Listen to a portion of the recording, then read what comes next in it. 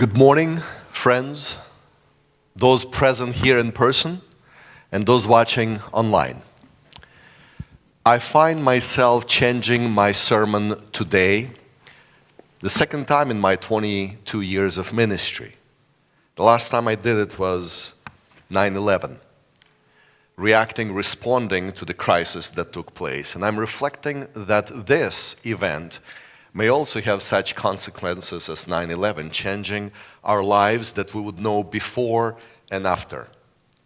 We're supposed to start discipleship focus this Sabbath, talking about discipleship plan in our lives, how to move forward as a church. And that we will do when this is over. In fact, we must plan for normal operations now, so when it will be over, we'll be ready to move. As I walked in church yesterday with the team to set up for this broadcast, and by the way, I do want to thank you, the team members, those present on the stage today, those in AV booth facilitating the broadcast, the praise team that came to sing. You know, music at this time builds our immune system.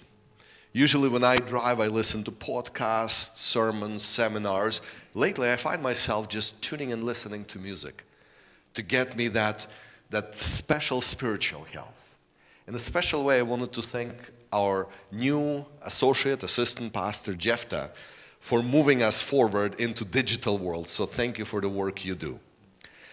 But as I walked yesterday, another memory flashed. Chernobyl. 34 years ago, a disaster happened, and when you walk outside, the birds were chirping, things were invisible, and you had to believe that there's a danger, that there is something dangerous outside. And so as I walked in, I thought, it's sad that this cathedral is not going to be filled with smiley faces, with that buzzing energy of old generations worshiping here together. But we continue worshiping together in safety of our homes. And then I visited a family at the funeral home preparing for the memorial service today. And the grieving widow set up a table with figurines of angels. And those of you who would go there for two, you will see that table set up with figurines of angels, healing, protecting, guardian angels. She wanted to set up a visible reminder that there are invisible angels all around us. Just like there are invisible enemies, dangers, hazards, there are angels all around us. Psalm 91 gives us wonderful promise in verses 11-12. He, God, ordered His angels to guard you wherever you go. If you stumble, they'll catch you. Their job is to keep you from falling. So right now, when there's invisible hazard, I want you to think of invisible angels that are in our lives, preventing, protecting, and preempting things when we trust God. We need a good theology in times like these to know that God is in control and the history is on His schedule. And only in retrospect we see how every detail fits in place.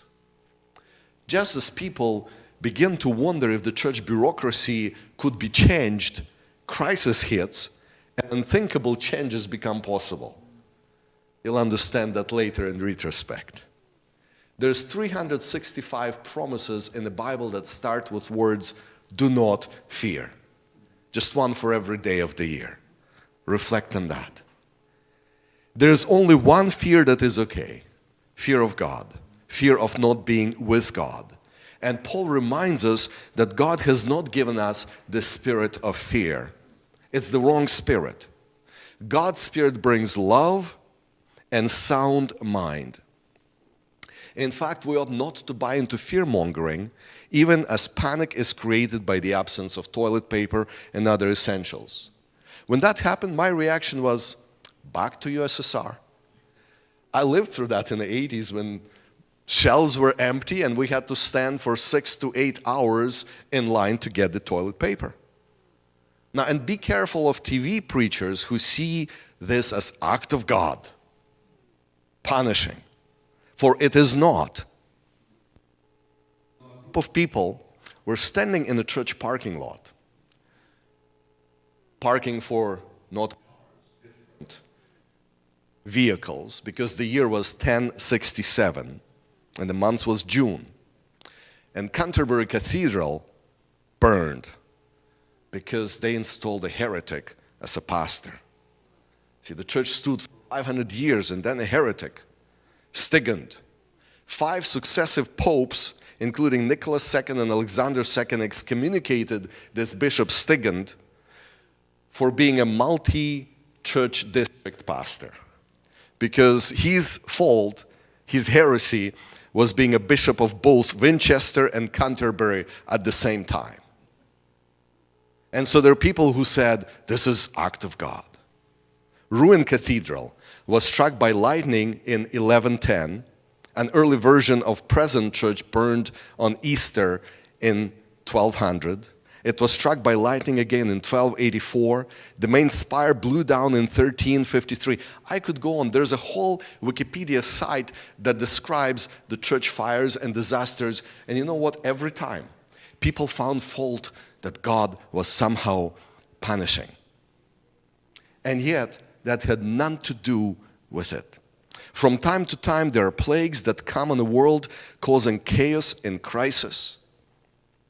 Recently, I reposted a reflection by a medical specialist on plagues in the past history and got an immediate response from another health professional that it was flawed, with a link to a video that explained numbers of exponential growth, point of inflection, at which curvature changes and index numbers change, saturation poor, and more numbers.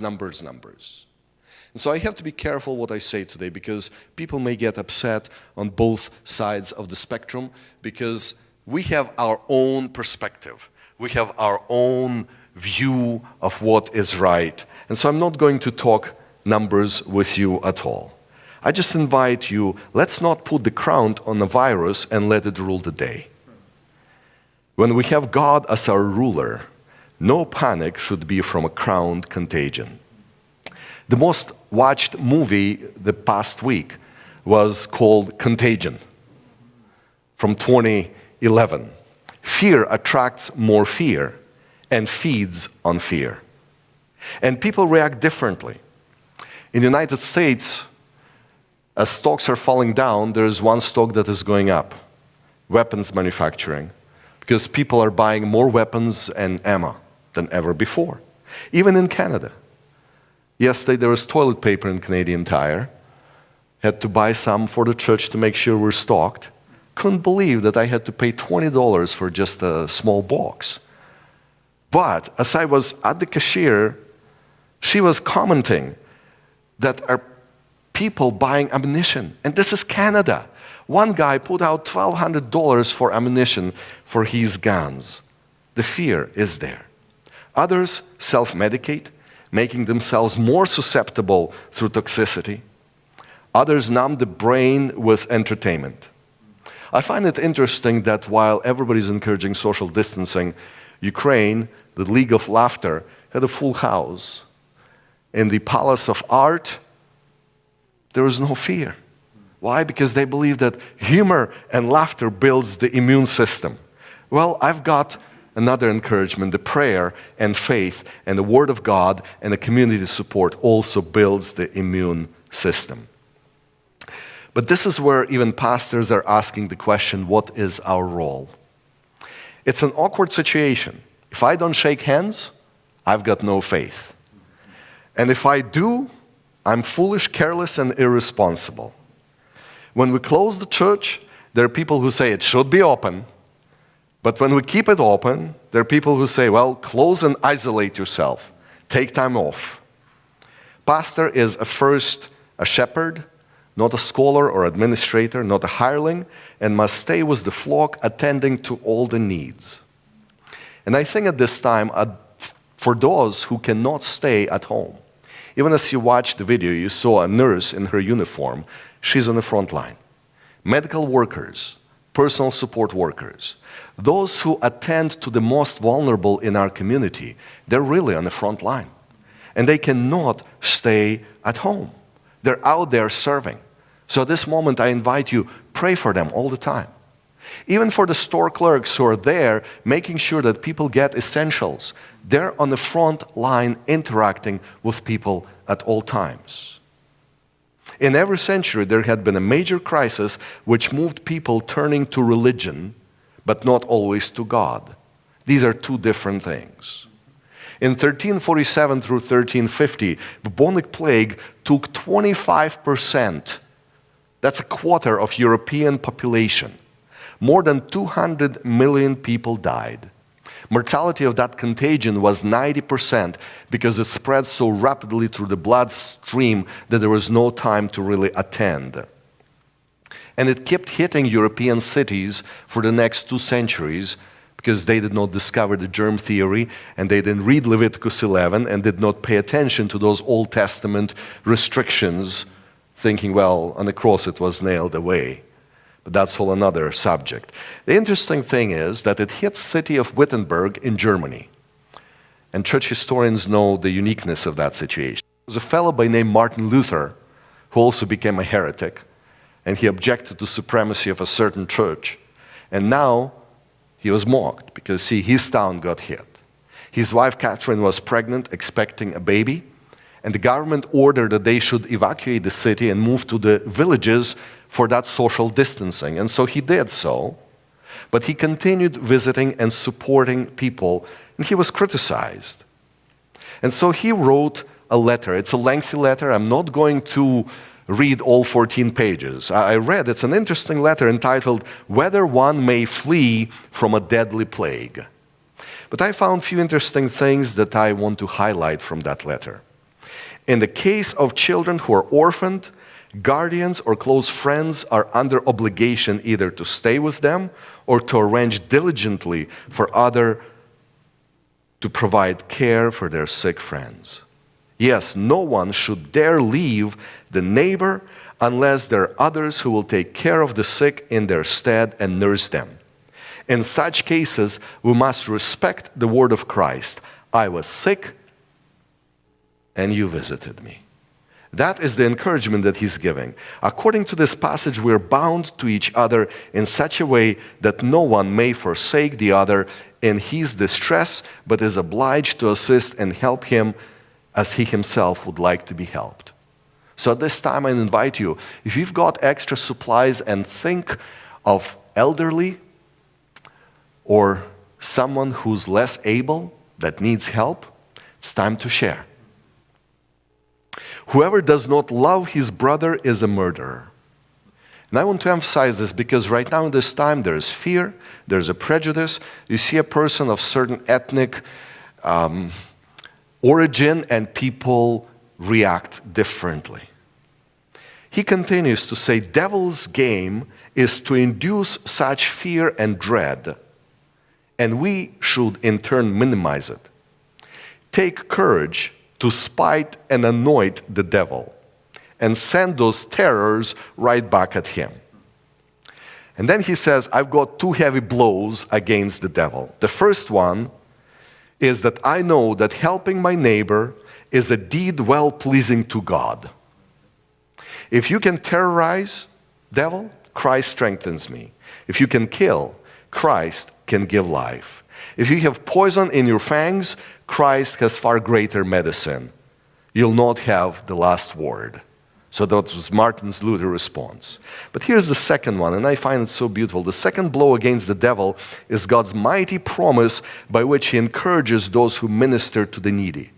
He says in Psalm 41, "Blessed is he who considers the poor. The Lord will deliver him in the day of trouble. The Lord will protect him and keep him alive. The Lord will bless him on earth and not give him up to the will of his enemies. The Lord will sustain him on his sick bed. In his illness, he will heal all his infirmities." And so believing and claiming that promise deals the second blow. But he also warned against recklessness, because we could be sinning on the right hand. He says there are people who are much too rash and reckless, tempting God and disregarding everything which might counteract death and the plague. They disdain the use of medicines. They do not avoid places and persons infected by the plague, but lightheartedly make sport of it and wish to prove how independent they are. They say that it is God's punishment, and if He wants to protect them, He can do so without medicines or our carefulness. This is not trusting God, but tempting Him. God has created medicines and provided us with intelligence to guard and take good care of the body so we can live in good health. Now, I find this as a sound advice from 500 years ago, and something that we encourage to consider today. There's a recent article, literally came out a couple days ago in the Adventist Review, and I didn't know that at all. I was surprised, and I just want to share with you. Have you heard of Operation White Coat? Not really. See, after the unfortunate Tuskegee syphilis study, things changed and the Army became a bit more careful not to abuse the trust of people in research against their will. And so they were looking for a group of people who don't drink, don't smoke, and have a fairly uniform set of values and lifestyle habits. You want to guess who that would be? They turned to the fact that in the United States Army and medical personnel, there are people called Seventh-day Adventists who would provide that cohort of people not affected by vices of the world, and that would be good to study.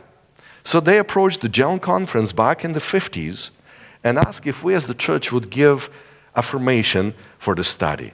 Now, when I read it, I was shocked because the people signed a waiver agreeing voluntarily to be guinea pigs, to be lab rats, to say, yes, inject us with these diseases that you could discover the antibodies to create vaccines. And so they're injected with Q fever, tularemia, yellow fever, Venezuelan equine encephalitis, hepatitis, plague, and Rift Valley fever. Just some of those things. In fact, the peace accord between Israel and Egypt in 1977 happened because the vaccine was provided for Rift Valley fever. And so the 2,300 Seventh-day Adventist medical personnel and military personnel served as volunteers. Now think of that. Now many Adventists know about 2,300 days prophecies, but not many know about the 2,300 volunteers that in the early 1950s served. And you know what? The church was criticized. The church leaders were criticized and were under much heat for collaborating with the army and medical personnel for this research. But today, all the protocols of medical research, including the hazmat suits, are giving thanks to those 2,300 Adventist volunteers. We as a church never shrink back because we have faith in God who has the final word. And it's interesting that through that experiment, none of the volunteers died. There may be discussion about some long-term effects later on in life, but none of them died through the time of service. And so Richard Stenbacher, one of our retired chaplains, is reflecting on that incredible article to read. Right now, in England, 20,000 volunteers for 4,400 British pounds, that's about 7,400 Canadian dollars, agreed to be injected with COVID-19, simply to help to discover vaccine. Now, I don't know how expensive is your courage, but these 20,000 volunteers just went and did it. Some say money can't buy courage, but how much more courage should have those who know God is in control? You know, folks are reminded that quarantine and distancing is instructed in Leviticus and Numbers. Very true. But as we read, we realize those who were quarantined and sent outside of the camp were not alone. The good people went there and ministered to their needs. And so this crisis is warning for us to get our act together, moving from talking to action. We know the need of social networking through small groups and house churches. We've talked about it for decades, true? But now we're realizing how essential it is to provide that care from day to day when spiritual leaders organize in a community by proximity and know what's really happening in the lives of their people. We know prophecies that in the end times there will be no official church. So we better get ready and organize ourselves in those units for total care. The digital opportunity has been available for broadcast since 2005. It's been 15 years that the churches had opportunity to take the message from within the four walls and give it to the world. And many just slack off and did nothing. And now when crisis hits, we're discovering that about 80% of our churches never did it, don't have broadcasting opportunity. I want to thank God that I'm part of Windsor Seventh-day Adventist Church, part of the congregation that always been on the leading edge. Every time there is new technological development, this church has implemented and did it. And so today we could connect with all our members online through this technology. Only in this crisis, churches are realizing what ought to be done. And so maybe this crisis is permitted to awaken us from dormancy and complacency. And it also reveals to us what is essential. When you see Oscars canceled and the sport events canceled, makes you rethink what is really important in life. But friends, our focus needs to be beyond today's situation. We must already think about the future and prepare to deal with economic downturn and plan to assist those in needs in months to come. We know this is not the end. And this is where theology is important, because prophecies will be fulfilled and there are things which are not yet. For those who mention last plagues, friends, it's silly to fear, because last plagues affect only those who are not with Christ. They don't affect believers. And fear should not be of it, but of not being with God. Because as long as the door of mercy and grace is still open, as people close to us are in need of turning their lives around, God has not finished His work of salvation. We also see how rapidly things may change and develop as people in fear will surrender freedoms in exchange for the promise of safety. So the big question I have for everyone who listens today is, what do we learn from this experience? As you reflect on this, I want to share incredible blessings of people doing things for each other. For instance, Kevin Wells, senior pastor of Arlington Seventh-day Adventist Church in Arlington, Texas. They had students, their constituent members of school, with about 300 K-12 students, and they sent 72 people to Peru on a spring break for a mission trip. And so their pastor learned last Sabbath that Peru was about to close the borders, midnight Monday, and their students would be stranded there. And they were supposed to fly 3 days later after the closure. They would not be able to leave the country. There is no other solutions. So he appealed to the church, because the only way forward was to charter a plane. Now, you understand how much it cost? To charter a plane to fly to Peru and extract their students. And the church came together and they committed immediately $138,000 to charter a plane and bring in their members, their kids, their families home. And so they did that. A few hours before the borders closed, the chartered plane brought them in. Official from Maranatha stated that in over 20 years of doing this type of work, there's been most miraculous evacuation from a country that he had ever seen. And it was not done through some organizations, because there's all kind of risk management protocols, and it would have been bogged down in bureaucracy for days. A local church did it. People got together and did it. I look at the network of pastors sharing what's happening in these days, and I find so encouraging from Edmonton Central Church, where my son is right now, where he got the job recently, and Pastor David Hamstra. together with his associate pastor, is sharing this. They started delivering daily devotionals to church members this week. It hasn't been perfect. And I thought to myself, we're not perfect at this. We have not done, this is a new learning experience for us of doing this online. But it has connected people. And now we could improve. The church is rolling out online Sabbath school for children, youth and adults, and online worship programming tomorrow. He's writing yesterday. Last week we're only streaming our worship service. It's not going to be perfect, but it is going to connect with our people. Then we can work on improving it. He says, I work harder this week than I have in any previous week of pastoral ministry.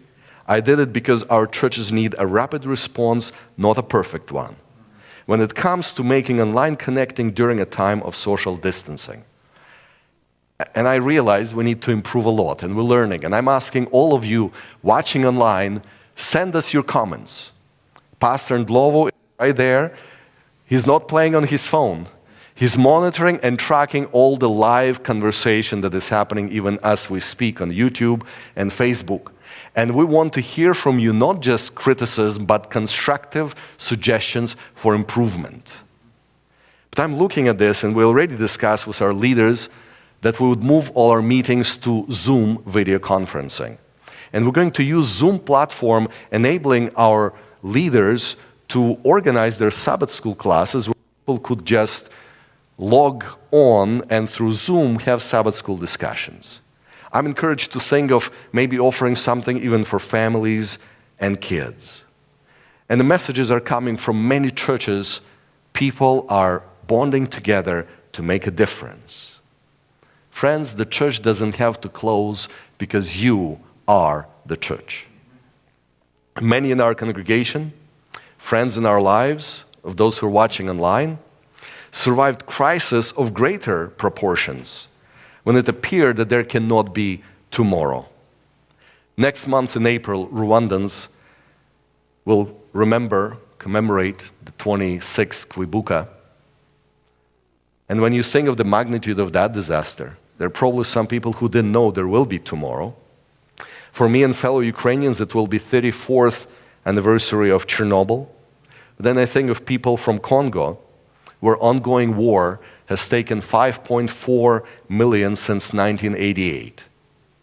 That's 450 people dying daily. It's still ongoing. And so people have testimonies to share how trusting in God enabled them to face tomorrow, to move forward without fear. Until now, this was the safe zone. Everybody wanted to come to North America. But now we're finding people in North America sitting at home in fear, discovering that we're all vulnerable, that we're all exposed, that we're in it together. No one is better than another or more immune. This is where we have to realize that this whole world is one family. Some people spoke of butterfly effects when something happens in one part of the world and how it affects the rest of the world. We've seen it. But don't let devil succeed in this spiritual war, that you begin to see act of God behind every trouble, because that way you misrepresent God's true nature and character and who God is. God is love, and safety is found only in His presence. And I'm thinking of God who multiplied those fishes and loaves. He's able to multiply our small gifts, able to multiply our efforts for His glory. And we need to simply start thinking about life after Corona, life after pandemic, and use the free time that some have right now available in quarantine to prepare for the future. Our administration of Ontario Conference will be starting a special series commencing on Monday until the next Saturday, March 28th, called Hope and Assurance. And so on our website and Facebook would provide a link where all could simply tune in and also watch online the message from our leaders. I wanted to end with the words of the hymn that many of us know, Under His Wings. I am safely abiding. Though the night deepens and tempests are wild, still I can trust him. I know he will keep me. He has redeemed me, and I am his child. Under his wings, who from his love can sever? And as I think of this, I think of Paul's words in Romans 8, that nothing could separate us from the love of God. Remember that. Under his wings, my soul shall abide, safely abide forever. Thank you for joining us. We'll simply conclude with prayer, and we invite all of you, spend time in prayer. Use this time to advance your family spiritually, to build relationships, to encourage each other, and especially pray for others who at this time may be fearful to even consider looking up. But this is where we'll look up to, where our help comes from. Amen.